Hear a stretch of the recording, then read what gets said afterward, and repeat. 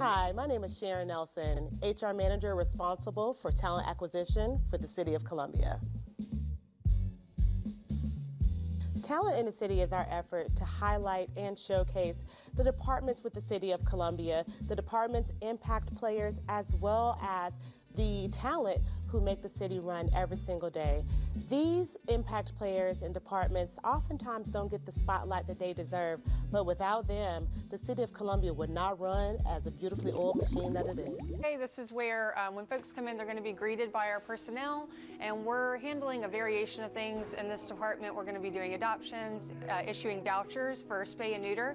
Anyone who's in city limits for Richland County and even parts of Lexington County are eligible for a spay and neuter voucher, which will help reduce the cost of those procedures. Our adoption cat room, and it's actually empty right now, which is a great thing, but this is also a rarity. We usually have lots of cats up for adoption. Kitten season is just around the corner. It usually kickstarts in the end of March, early April. So I'm sure a couple weeks from now, we're gonna have lots of cats and kittens up for adoption. So we've always had an established volunteer program. However, it has grown exponentially in the last 6 months here. We also offer Doggy Day Out, Slumber Buddies, and we also have take-home tasks that if maybe you can't come to the shelter and come volunteer with us, you can always take something home as well. But we are slowly growing our program here, so we're very excited. So come on board. We don't have an age limit. I've had the youngest, I've had toddlers come in. Probably the oldest would be about 80s. As long as the children under 18 do have a supervising adult or guardian, they're more than welcome to come in and participate here at the shelter.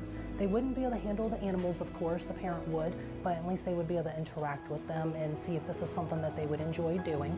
We also have marketing. We can do vet's office. They can also learn enrichment, which is the most important aspect of any shelter. I am the shelter veterinarian here at Columbia Animal Services. We just have one veterinarian here for the entire shelter, where we typically have at least 100 to 200 animals at any given time. In addition to that, we also see animals in our foster system, which may be in the hundreds. So we have appointments for those animals that we see every day, and we make sure to look at every single animal in our shelter every single day to assess their mental and physical health.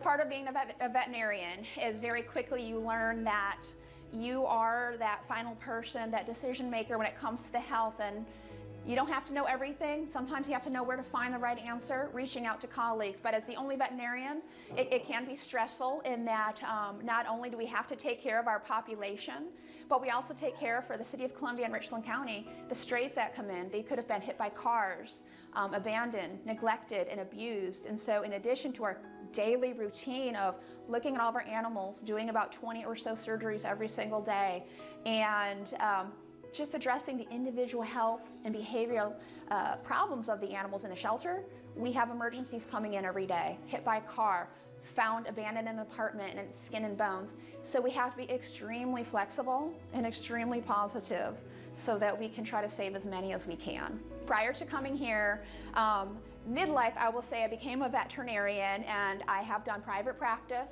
Along with, I was an emergency veterinarian, so I've got some great emergency background, which is very beneficial to the shelter environment. But also for a few years, I spent doing mobile spay-neuter in the underserved areas of South Carolina. I traveled the state every day and set up in rural areas where they didn't have a lot of veterinary access to do spays, neuters, and vaccines, heartworm tests. I was also doing relief work here while doing those other jobs, and eventually did come here full-time. My heart is in shelter medicine. I'm always one for the underdog, the ones that don't have a voice to speak for them. It's a very hard niche to fill in shelter medicine because of the constant unpredictability. However, that's what I've always enjoyed, is being the person who can be here to help these animals. I would say I've always been the animal person. I grew up outside of Chicago, and I had a collie from the Humane Society. And then we would go to the feed store in Chicago, and I would maybe get some ducks and raise ducks in my bathtub. And then there was a farm who always wanted the ducks I'd raise. If there was an injured animal, I wanted to make it better. And then as I got older, I saw an animal that had been neglected by a neighbor with an embedded collar, and I sat there thinking, oh my goodness, nobody's here to stand up for this animal or treat it, it's just left there. And so it grew my passion to help animals. One of my first jobs was at a very large humane society in Arizona, scrubbing kennels for years and seeing the good and the bad. And so it really built it within my heart that I really need to be the one to help her. I want to help animals. And so that built into this passion, and my path has gone in many ways. I work for the Red Cross in disaster response. I'm in Civil Air Patrol and work with the Air Force in that respect, and I do all sorts of fun things. But in the end of the day, it comes down to helping these animals. And in addition to not just helping animals, the passion to stand up for them, for the ones that are abused and neglected. So I recently completed my master's in veterinary forensics so that I'm a better advocate in the courtroom, and I go to the courtroom as an expert witness for these animals that come in abused and neglected and stand up for them and provide the justice that those guys deserve. So in addition to being able to be the veterinarian and help as many as I can, we as the City of Columbia are able to also stand up in court for them. It's just extremely satisfying.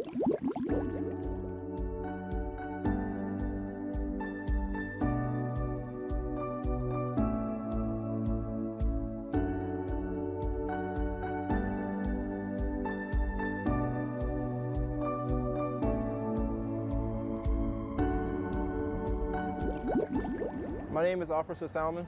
I am an animal control officer here at the City of Columbia Animal Shelter. I've been here for 3 years now. 2 years is for animal services, for animal control officer, and the other year is when I started as a kennel worker. And then a few months after I started as a kennel worker, I was offered the promotion of animal control officer, where I trained for a few weeks, and that's when I started back in 2022. For this dog right here, Ariel, it was a response call for an abandoned dog at an apartment complex that was chained up and tied with no food, no water, and no shelter. And like I said, for the most part, she's been doing good. This is the first time I've seen her in the last 2 or 3 weeks that I brought her in, and she made a great improvement from last. Because she was scared, she was skinny. As you can see, she's playing, happy, and getting all that weight back as she should.